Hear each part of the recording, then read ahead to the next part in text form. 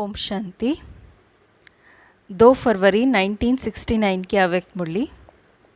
मुरली का टाइटल है अव्यक्त मिलन के अनुभव की विधि।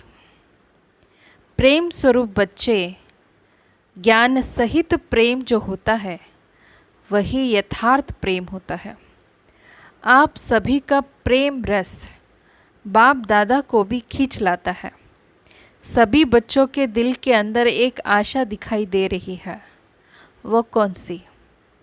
कई बच्चों ने संदेश भेजा कि आप हमें भी अपने अव्यक्त वतन का अनुभव कराओ। यह सभी बच्चों की आशाएं अब पूर्ण होने का समय पहुंच ही गया है। आप कहेंगे कि सभी संदेशी बन जाएंगे, लेकिन नहीं। अव्यक्त वतन का अनुभव भी बच्चे करेंगे, लेकिन दिव्य बुद्धि के आधार पर जो अब अलौकिक अनुभव कर सकते हो, वह दिव्य दृष्टि द्वारा करने से भी बहुत लाभदायक, अलौकिक और अनोखा है। इसलिए जो भी बच्चे चाहते हैं कि अव्यक्त बाप से मुलाकात करें, वे कर सकते हैं। कैसे कर सकते हैं? इसका तरीका सिर्फ यही है कि अमृत वेले याद में बैठो और यही संकल्प रखो कि अब हम अव्यक्त बाप दादा से मुलाकात करें। जैसे साकार में मिलने का समय मालूम होता था तो नींद नहीं आती थी और समय से पहले ही बुद्धि द्वारा इसी अनुभव में रहते थे। वैसे अभी भी अव्यक्त मिलन का अनुभव प्राप्त करना चाहते हो तो उसका बहुत सहज तरीका है।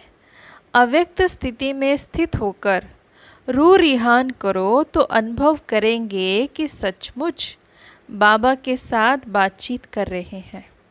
और इसी रूह रिहान में जैसे संदेशियों को कई दृश्य दिखाते थे, वैसे ही बहुत गुह्य गोपनीय रहस्य बुद्धियोग से अनुभव करेंगे।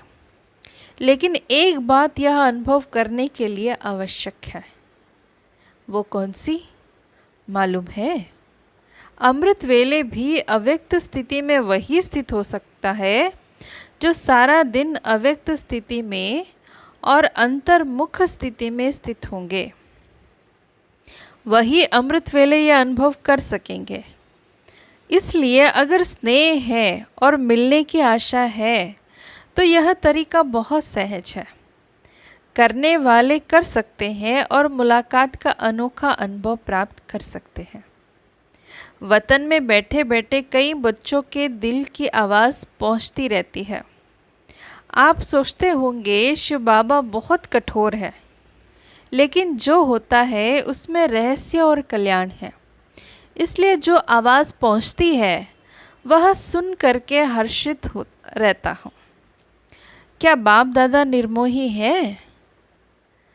आप सभी बच्चे निर्मोही हो, निर्मोही बने हो तो बाप दादा निर्मोही और बच्चों में शुद्ध मोह तो मिलन कैसे होगा? बाप दादा में शुद्ध मोह है। बच्चों ने जवाब दिया कि साकार बाबा का बच्चों में शुद्ध प्यार था। अच्छा, शिव बाबा का नहीं है, फिर बाप दादा का है। फिर बच्चों ने जवाब दिया, जैसा हमारा है वैसा नहीं है। शुद्ध मोह बच्चों से भी जास्ती है, लेकिन बाप दादा और बच्चों में एक अंतर है। वह शुद्ध मोह में आते हुए भी निर्मोही है और बच्चे शुद्ध मोह में आते हैं तो कुछ स्वरूप बन जाते हैं। या तो प्यारे बनते हैं या तो न्यारे बनते हैं। लेकिन बाप दादा न्यारे और प्यारे साथ साथ बनते हैं। यह अंतर जो रहा हुआ है, इसको जब मिटाएंगे तो क्या बनेंगे? अंतर्मुखी, अव्यक्त, अलौकिक। अभी कुछ कुछ लौकिकपन भी मिल जाता है, लेकिन जब यह अंतर खत्म कर देंगे तो बिल्कुल ही अलौकिक और अंतर्मुखी अव्यक्त फरिश्ते नजर आएंगे। इस साकार वतन में रहते हुए भी फरिश्ते बन सकते हो। आप फिर कहेंगे, आप वतन में जाकर फरिश्ते क्यों बने? यहाँ ही बनते। लेकिन नहीं, जो बच्चों का काम वो बच्चों को साझे, जो बाप का कार्य है वो बाप ही करते हैं। बच्चों को अब पढ़ाई का शो दिखाना है, टीचर को पढ़ाई का शो नहीं दिखाना है। टीचर को पढ़ाई पढ़ानी होती है, स्टूडेंट को पढ़ाई का शो दिखाना होता है। शोकेस में शक्तियों को और पांडवों को आना है। बाप दादा तो है ही गुप्त। अभी सभी के दिल में यही संकल्प है कि अब जल्दी जल्दी ड्रामा के सीन चल करके ख़त्म हो। लेकिन जल्दी होगी? हो सकती है, होगी या हो सकती है। भावी जो बनी हुई है वह तो बनी हुई बन ही रहेगी। लेकिन बनी हुई भावी में यह इतना नज़र आता है कि अगर कल्प पहले माफिक संकल्प आता है तो संकल्प के साथ साथ अवश्य पहले भी पुरुषार्थ तीव्र किया होगा। अब तो यह भी संकल्प आता है कि ड्रामा का सीन जल्दी पूरा कर सभी अव्यक्त वतनवासी बन जाए। बनना तो है ही, लेकिन आप बच्चों में इतनी शक्ति है जो अव्यक्त वतन को भी व्यक्त में खींच कर ला सकते हो। अव्यक्त वतन का नक्शा वतन व्यक्त वतन में बना सकते हो। आशाएं तो हर एक की बहुत है, ऐसी ही पहुंचती है जैसे इस साकार दुनिया में बहुत बड़ी, बाबा ने कहा, ऑफिस में होती है टेलीफोन टेलीग्राफ की, वैसे ही बहुत शुद्ध संकल्पों की तारे वतन में पहुंचती रहती है। अभी क्या करना है? कई बच्चों के कुछ लोक संग्रह प्रति प्रश्न भी है, वह भी पहुंचते हैं। कई बच्चे पूछते हैं कि साकार द्वारा तो यह कहा कि सूक्ष्म वतन है ही नहीं, तो बाबा कहाँ गए, कहाँ से मिलने आते हैं, कहाँ ये संदेश भेजते हैं, क्यों भोग लगाते हो? इसका भी राज है। क्यों कहा गया था? इसका मूल कारण यही है कि जैसे आप लोगों ने देखा होगा, कभी कभी छोटे बच्चे जब कोई चीज़ के पीछे लग जाते हैं तो वह चीज़ भल अच्छी भी होती है, लेकिन हद से ज़्यादा उस अच्छी चीज़ के पीछे पड़ जाते हैं। तो बच्चों से क्या किया जाता है? वह चीज़ उनकी आँखों से छिपाकर ये कहा जाता है कि यह है ही नहीं। इसलिए ही कहा जाता है कि इसकी जो एक्स्ट्रा लगन लग गई है वो कुछ ठीक हो जाए। इसी रीति से वर्तमान समय कई बच्चे इन्हीं बातों में कुछ चटक गए थे, तो उनको छुड़ाने के लिए साकार में कहते थे कि यह सूक्ष्म वतन तो है ही नहीं।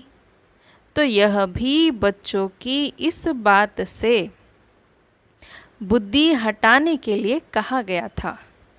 लेकिन इसका भाव ये नहीं कि अगर बच्चों से चीज़ छुपाई जाती है तो वह चीज़ ख़त्म हो जाती है। नहीं, यह एक युक्ति है चटकी हुई चीज़ से छुड़ाने की।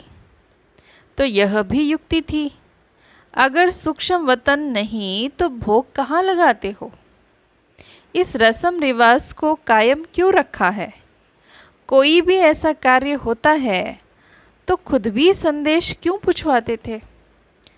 तो ऐसा नहीं कि सूक्ष्म वतन नहीं है, सूक्ष्म वतन है, लेकिन अब सूक्ष्म वतन में आने जाने के बजाय स्वयं ही सूक्ष्म वतन वासी बनना है। यही बाप दादा की बच्चों में आश है। आना जाना ज़्यादा नहीं होना चाहिए, यह यथार्थ है। कमाई किस में है? तो बाप बच्चों की कमाई देखते हैं और कमाई के लायक बनाते हैं, इसलिए यह सभी रहस्य बोलते रहे। अभी समझा कि क्यों कहा था कि अब क्या है। सूक्ष्म वतन के अव्यक्त अनुभव को अनुभव करें, सूक्ष्म स्थिति को अनुभव करो। आने जाने की आशा अल्पकाल की है। अल्पकाल की बजाय सदा अपने को सूक्ष्म वतनवासी क्यों नहीं बनाते? और सूक्ष्म वतनवासी बनने से ही बहुत वंडरफुल अनुभव करेंगे। खुद आप लोग वर्णन करेंगे कि यह अनुभव और संदेशों के अनुभव में कितना फ़र्क है। वह कमाई नहीं, यह कमाई भी है और अनुभव भी है। तो एक ही समय दो प्राप्ति हो, वह अच्छा या एक ही चाहते हो। कई बच्चों के मन में यह भी प्रश्न है, ना मालूम जो बाप दादा कहते थे कि सभी को साथ में ले जाएंगे, अब वह तो चले गए। लेकिन वो चले गए हैं, मुक्तिधाम में जा नहीं सकते सिवाय बारात व बच्चों के। बारात के बिगैर अकेले जा सकते हैं? बारात तैयार है, यही सुना है अब तक कि बारात के साथ ही जाएंगे। जब बारात ही सज रही है तो अकेले कैसे जाएंगे? अभी तो सूक्ष्म वतन में ही अव्यक्त रूप से स्थापना का कार्य चलता रहेगा। जब तक स्थापना का कार्य समाप्त नहीं हुआ है, तब तक बिना कार्य सफल किए हुए घर नहीं लौटेंगे। साथ ही चलेंगे और फिर साथ चलने के बाद क्या करेंगे? मालूम है क्या करेंगे? साथ चलेंगे और साथ रहेंगे, फिर साथ साथ ही सृष्टि पर आएंगे। आप बच्चों का जो गीत है, कभी भी हाथ और साथ न छूटे, तो बच्चों का भी वायदा है तो बाप का भी वायदा है। बाप अपने वायदे से बदल नहीं सकते। और भी कोई प्रश्न है? यूँ तो समय प्रति समय सब स्पष्ट होता ही जाएगा। कईयों के मन में यह भी है ना कि ना मालूम जन्म होगा व क्या होगा। जन्म होगा, जैसे आपकी मम्मा का जन्म हुआ वैसा होगा। आप बच्चों का विवेक क्या कहता है? ड्रामा की भावी को देख सकते हो, थोड़ा थोड़ा देख सकते हो। जब आप लोग सबको कहते हो कि हम त्रिकालदर्शी बाप के बच्चे हैं, तो आने वाले काल को नहीं जानते हो। आपके मन के विवेक अनुसार क्या होना चाहिए? अव्यक्त स्थिति में स्थित होकर हाँ व ना कहो तो जवाब निकल के आएगा। बच्चों ने जवाब दिया। इस रीति से बाप दादा ने दो चार से पूछा। बहुत करके सभी का यही विचार था कि नहीं होगा, अर्थात जन्म नहीं होगा। आज ही उत्तर चाहते हो या बाद में? हलचल तो नहीं मच रही ना? यह भी एक खेल रचा जाता है। छोटे छोटे बच्चे तालाब में पत्थर मारकर उनकी लहरों से खेलते हैं, तो यह भी एक खेल है। बाबा तुम सभी के विचार सागर में प्रश्नों के पत्थर फेंक करके तुम्हारी बुद्धि रूपी सागर में लहर उत्पन्न कर रहे हैं। उन्हीं लहरों का खेल बाप दादा देख रहे हैं। अभी आप सबके साथ ही अव्यक्त रूप से स्थापना के कार्य में लगे रहेंगे।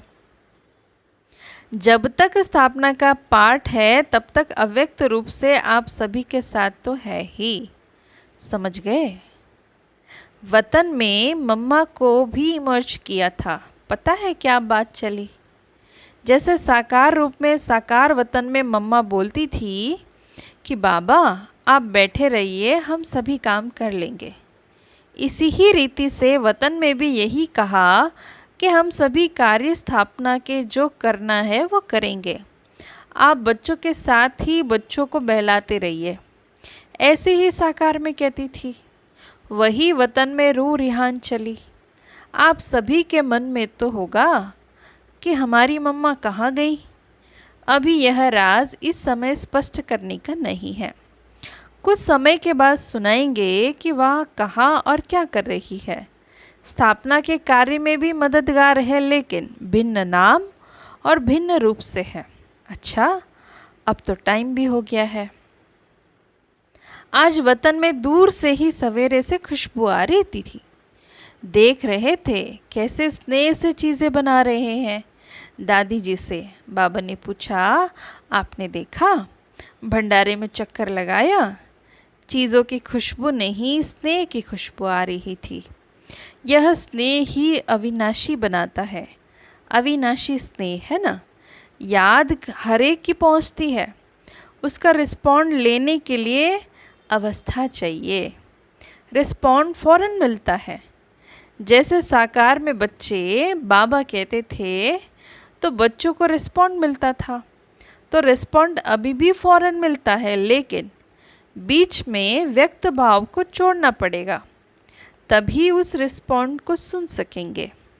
अब तो और ही ज़्यादा चारों ओर सर्विस करने का अनुभव कर रहे हैं। अब अव्यक्त होने के कारण एक और क्वालिटी बढ़ गई है। कौन सी मालूम है? वह यह पहले तो बाहिरमयी था, अभी तो अंतर्मयी हो गया हूँ। अव्यक्त स्थिति में जानने की आवश्यकता नहीं रहती, स्वतः ही एक सेकंड में सभी का नक्शा देखने में आ रहा है।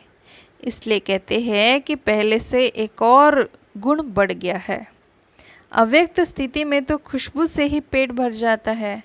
आप लोगों को मालूम है? एक मुख्य शिक्षा बच्चों के प्रति दे रहे हैं। अब सर्विस तो करनी ही है, यह तो सभी बच्चों की बुद्धि में लक्ष्य है और लक्ष्य को पूर्ण भी करेंगे, लेकिन इस लक्ष्य को पूर्ण करने के लिए बीच में एक मुख्य विघ्न आएगा। वो कौन सा पता है? मुख्य विघ्न सर्विस में बाधा डालने के लिए कौन सा आएगा? सभी के आगे नहीं आएगा, मेजॉरिटी के आगे आएगा। वह कौन सा विघ्न है? पहले से ही बता देते हैं। सर्विस करते करते यह ध्यान रखना है, मैंने ये किया, मैं ही ये कर सकता हूँ। यह मैंपन आना, इसको ही कहा जाता है ज्ञान का अभिमान, बुद्धि का अभिमान, सर्विस का अभिमान। इन रूपों में आगे चलकर विघ्न आएंगे, लेकिन पहले से ही इस मुख्य विघ्न को आने नहीं देना। इसके लिए सदा एक शब्द याद रखना है कि मैं निमित्त हूँ। निमित्त बनने से ही निराकारी, निरहंकारी और नम्र चित्त निसंकल्प अवस्था में रह सकते हैं। अगर मैंने किया, मैं आया, तो मालूम है क्या होगा? जैसे निमित्त बनने से निराकारी, निरहंकारी, निसंकल्प स्थिति होती है, वैसे ही मैं आने से मगरूरी, मुरझाइश, मायूसी आएगी। उसकी फिर रिज़ल्ट क्या होगी? आखिरी अंत में उसकी रिज़ल्ट यही होती है कि चलते चलते जीते हुए भी मर जाते हैं। इसलिए इस मुख्य शिक्षा को हमेशा साथ रखना, मैं निमित्त हूँ। निमित्त बनने से कोई भी अहंकार उत्पन्न नहीं होगा, नहीं तो अगर मैंपन आ गया तो मतभेद के चक्कर में भी आ जाएंगे। इसलिए इन अनेक व्यर्थ के चक्करों से बचने के लिए स्वदर्शन चक्र को याद रखना, क्योंकि जैसे जैसे महारथी बनेंगे वैसे ही माया भी महारथी रूप में ही आएगी। साकार रूप में अंत तक कर्म करके दिखाया। क्या कर्म करके दिखाया याद है? क्या शिक्षा दी? यही कि निरअहंकारी और निर्माण चित्त होकर एक दो में प्रेम प्यार से चलना है। एक माताओं का संगठन बनाना। जैसे कुमारियों का ट्रेनिंग क्लास किया, वैसे ही माताएं जो मददगार बन सकती है और है, उन्हों का मधुबन में संगठन रखना। कुमारियों के साथ माताओं का संगठन हो। संगठन के समय फिर आना होगा। स्नेह को देखते हैं तो ड्रामा याद आ जाता है। ड्रामा जब बीच में आता है तो साइलेंस हो जाते हैं। स्नेह में आए तो क्या हाल हो जाएगा? नदी बन जाएगी। लेकिन नहीं, ड्रामा। जो कर्म हम करेंगे वह फिर सभी करेंगे, इसलिए साइलेंस। अगर सभी साथ होते तो जो अंतिम कर्मातीत अवस्था का अनुभव था वह ड्रामा प्रमाण और होता, लेकिन था ही ऐसे, इसलिए थोड़े ही सामने थे। माना ब्रह्मा बाबा जब शरीर छोड़ रहे थे, सामने होते भी जैसे सामने नहीं थे। स्नेह तो वतन में भी है और रहेगा, अविनाशी है ना। लेकिन जो सुनाया कि स्नेह को ड्रामा साइलेंस में ले आता है और यही साइलेंस शक्ति को लाएगी। फिर वहाँ साकार में मिलन होगा। अभी अव्यक्त रूप में मिलते हैं, फिर साकार रूप में सत्युग में मिलेंगे। वह सीन तो याद आती है ना। खेलेंगे, पाठशाला में आएंगे, मिलेंगे। आप नूरे रत्न सत्युग की सीनरी वतन में देखते रहते हो। जो बाबा देखते हैं वह बच्चे भी देखते रहते हैं और देखते जाएंगे। अब तो ज्वाला रूप होना है। आपका ही ज्वाला रूप का यादगार है। पता है ज्वाला देवी भी है। वो कौन है? यह सभी शक्तियों को ज्वाला रूप देवी बनना है। ऐसी ज्वाला प्रज्वलित करनी है जिस ज्वाला में यह कलयुगी संसार जलकर भस्म हो जाएगा। अच्छा, विदाई के समय बाप दादा बोले, सभी सेंटर्स के अव्यक्त स्थिति में स्थित हुए नूरे रत्नों को बाप व दादा का अव्यक्त याद प्यार स्वीकार हो। साथ साथ जो इशारा दिया उसको जल्दी से जल्दी जीवन में लाने का तीव्र पुरुषार्थ करना है। अच्छा, गुड नाइट। सभी शिव शक्तियों को और पांडवों प्रति बाप की नमस्ते। अच्छा, ओम शांति।